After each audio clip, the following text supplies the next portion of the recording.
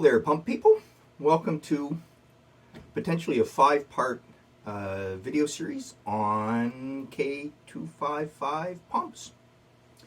So the purpose of the series is to try and give people some information. I am not a pump expert. I'm a computer science professor, and I have spent the last 20 years trying to keep water at camp. And as a result, I've had to learn a whole bunch about these pumps. But there's precious little out on the internet that is helpful in building or maintaining or even understanding what the pump is about, how it works, and how to fix it. So that's what we're about here.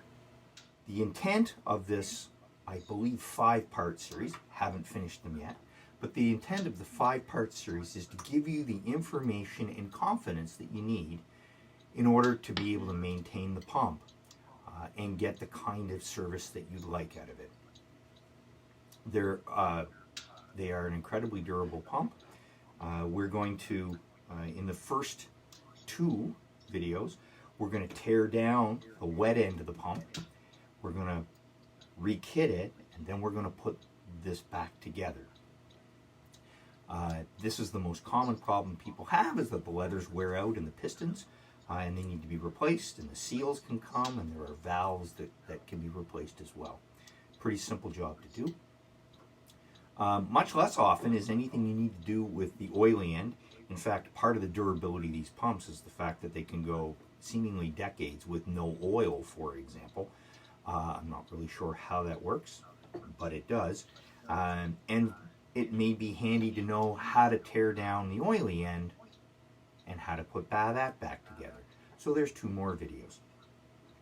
The intent, as I say, is for you to be able to start with a pump, not necessarily know what you need to do, but through the videos to at least have an endpoint of where you're going to get to, and a series of steps that, if you follow, are probably going to get you to that.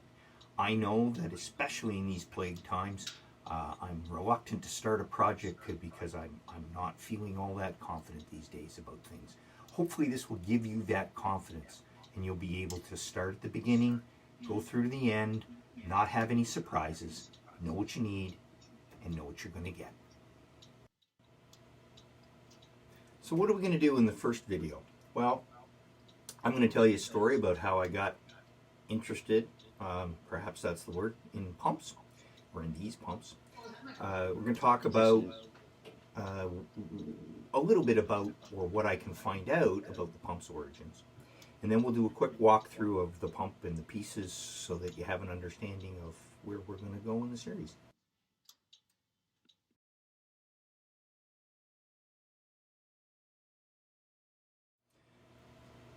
Ever since I was a kid, growing up at a cottage/camp in northern Ontario, we've had one of these things around.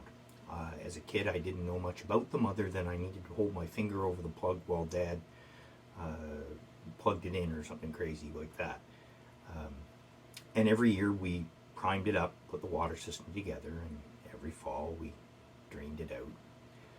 And really the pump was not a big deal. It just worked.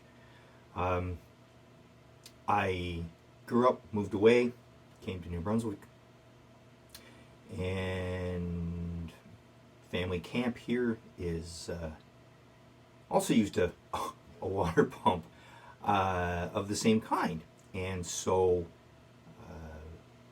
I became the owner, the master, the maintainer of the pump, and it didn't work quite so well, mostly because I was coming out of a well, and there's mud and stuff in the bottom, and it gets used a lot more than when I was a kid. So the problem became that the pumps stopped working, and I was the guy on deck to fix them. And so I learned by trial and error, mostly a little bit of error, mostly just trials, to take it apart and rebuild the wet end of the pump.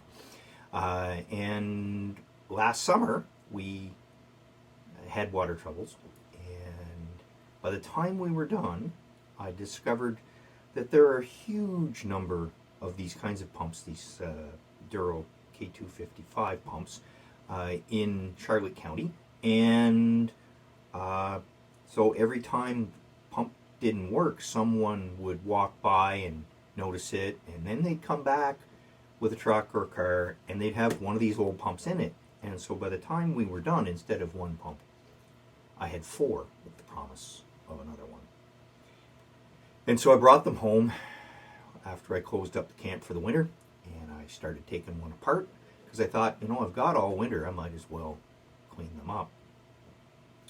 And to do that, at one point I needed a part, and so I went up to the local shop that would service these pumps if I didn't do it.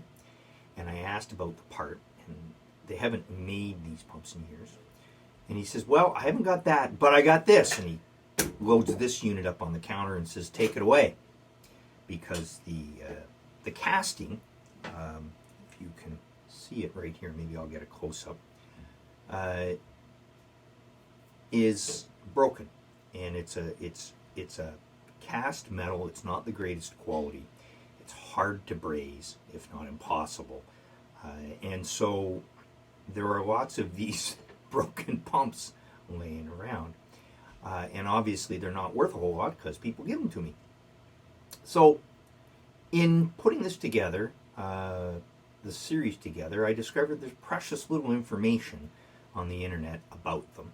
And I thought it would be helpful to have a video about these things. So as I strip them down and put them back together, we'll get another video. Well, the only identification you'll get on one of these pumps and information is the tag, and you can see that in this case we've got an older tag on the top of the water box, Duro Water Systems, serial number and style K255, made by Pumps and Softeners Limited, London, Canada.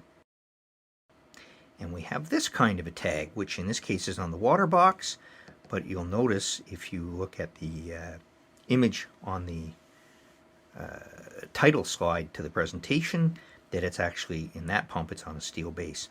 And this is a K255. You can see that it's a rated to use a 1/6 horsepower motor at 1750 RPM, which is important to know when your motor goes. I have a couple of those. So you need at least a 1/6 horsepower, 1750 RPM. Washing machine motors are not a bad donor, but most of them are not closed motors, and so that presents a little bit of a problem, especially figuring out how to attach it to the pump. So where did it come from? Well, here's the plant. The original factory in 1948 at corner of Waterloo Street and Pall Mall Street in London, Ontario, Canada. Turns out I grew up in London, Ontario, and I drove my bike by this place as a teenager, so it was pretty neat to find out that that's what it is. You'll notice that it looks a little different now. It's a law office, and so, but you can still, make out the shape of the building itself. And to go back a little further, the original plant was for the Ford Motor Company, and this is a diagram or a picture from 1916. Sorry, 1916, yes, with a diagram on it, and you can see that little yellow box or rectangle coming out of the back on that. That is the image of the loading dock that the steam engine in the image is pulled up to. I put links in the description for all 3 of these photos, so you can go back and look at those and see them in situ if you like.